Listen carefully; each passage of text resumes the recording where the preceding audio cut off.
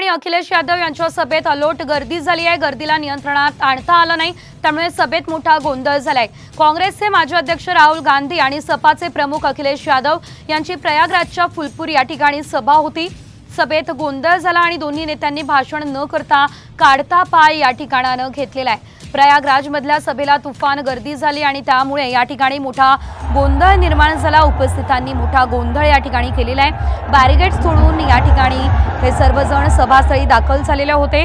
पोलिसांना या गर्दीला नियंत्रणात आणणं अवघड झालं आणि त्यामुळे या ठिकाणी राहुल गांधी आणि अखिलेश यादव यांना भाषण न करताच काढता पाय घ्यावा लागला।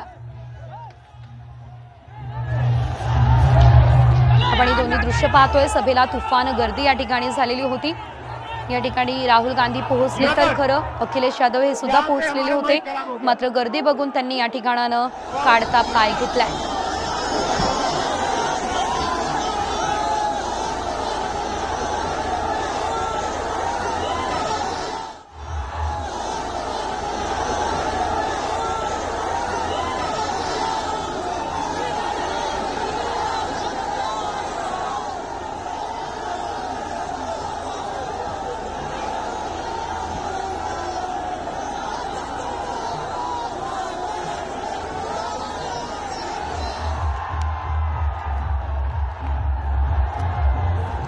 राहुल गांधी यांच्या सभेत हा गोंधळ झालेला आहे आणि 40 डिग्री सेल्सियस इतकं तापमान असताना देखील या ठिकाणी एवढ्या मोठ्या संख्येनं गर्दी झालेली होती।